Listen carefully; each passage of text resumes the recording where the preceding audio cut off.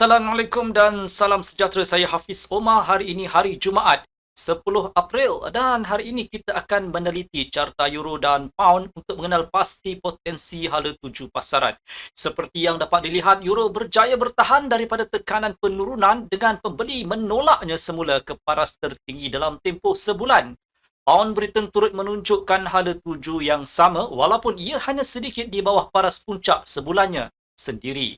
Secara keseluruhan, prospeknya kelihatan positif apabila peserta pasaran bertaruh pada hasil yang baik daripada rundingan berterusan di Timur Tengah melibatkan Amerika Syarikat dan Iran serta Israel dan Lebanon. Sentimen ini meningkatkan permintaan terhadap aset berisiko walaupun berlaku pembetulan penurunan baru-baru ini. Dalam perkembangan berkaitan, Presiden Amerika Syarikat Donald Trump menyuarakan keyakinan terhadap perjanjian Amerika Syarikat-Iran, namun kemudiannya mengeluarkan amaran kepada Tehran berhubung cadangan bayaran bagi transit melalui Selat Hormuz. Menariknya, Iran merancang untuk mengenakan caj bersamaan mata wang kripto sebanyak 1 USD bagi setiap tong minyak yang dibawa melalui selat itu, satu syarat yang ditentang oleh Trump.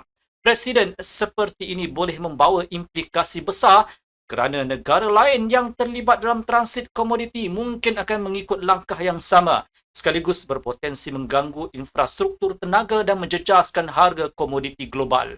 Trump turut menegaskan bahawa Iran tidak memberikan akses melalui selat tersebut yang bukan seperti yang dijangkakannya.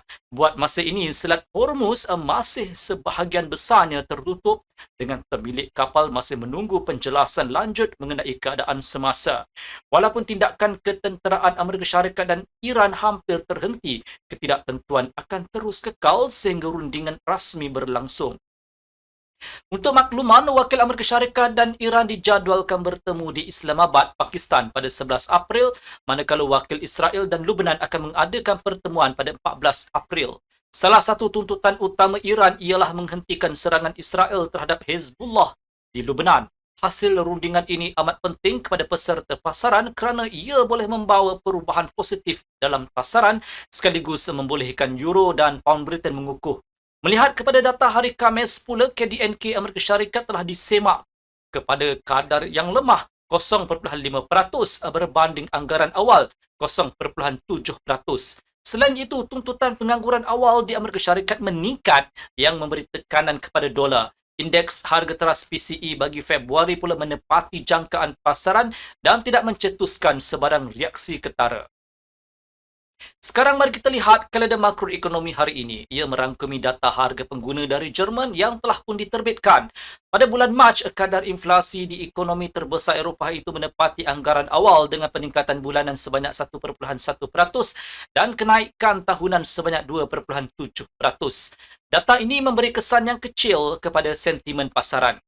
Pedagang juga akan memerhati pengeluaran perindustrian Itali serta komen daripada pegawai Bank Pusat Eropah sepanjang hari.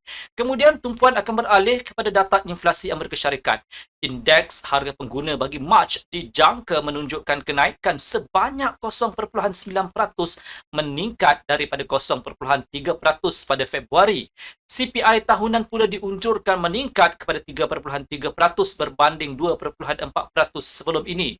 Inflasi teras diramalkan meningkat sebanyak 0.3% bulan ke bulan dan 2.7% tahun ke tahun. Oleh sebab CPI teras tidak mengambil kira harga tenaga dan makanan, kenaikan ini dilihat agak sederhana. Selain itu, tinjauan University of Michigan berhubung sentimen pengguna dan jangkaan inflasi akan turut menjadi perhatian pedagang. Jika inflasi menepati jangkaan pasaran, ia berkemungkinan tidak memberi kesan besar kepada prestasi dolar. Lagipun ramai yang sedia maklum bahawa inflasi kekal tinggi disebabkan konflik berterusan di Timur Tengah walaupun terdapat tanda-tanda potensi pengurangan ketegangan dan pedagang menjangkakan hasil yang positif. Walau bagaimanapun, jika inflasi melebihi jangkaan, dolar Amerika Syarikat boleh mengukuh.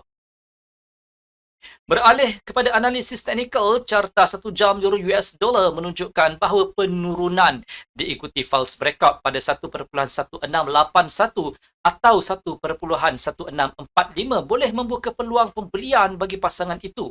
Sekiranya data inflasi Amerika Syarikat kukuh, pedagang juga boleh mempertimbangkan kemasukan pembelian semasa lantunan pada 1.1619 dengan jangkaan pergerakan sebanyak 25 sehingga 30 tips.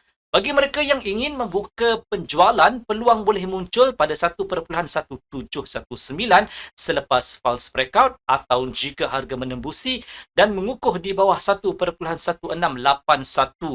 Dalam senario ini, euro mungkin turun ke 1.1645 dan berpotensi mencecah 1.1619. Selain itu, penjualan semasa pergerakan menaik juga boleh dipertimbangkan pada 1.1745 selepas false breakout atau pada 1.1769 semasa lantunan dengan sasaran pembetulan intraday sebanyak 20 sehingga 25 tips, terutamanya jika berita positif muncul dari Timur Tengah. Sekarang berhubung pound Britain, prospeknya adalah serupa. Aktiviti pembelian berkemungkinan muncul sekitar para 1.3403 atau 1.3377 selepas false breakout. Pembelian semasa lantunan juga wajar dipertimbangkan pada 1.3343 dengan sasaran pergerakan 30 sehingga 35 tips.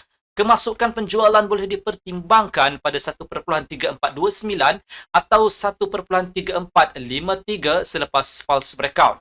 Perlu diperhatikan bahawa memandangkan tiada laporan penting dalam kalender ekonomi United Kingdom hari ini, tekanan mungkin akan terus kekal menyebabkan pasangan ini bergerak dalam julat mendatang.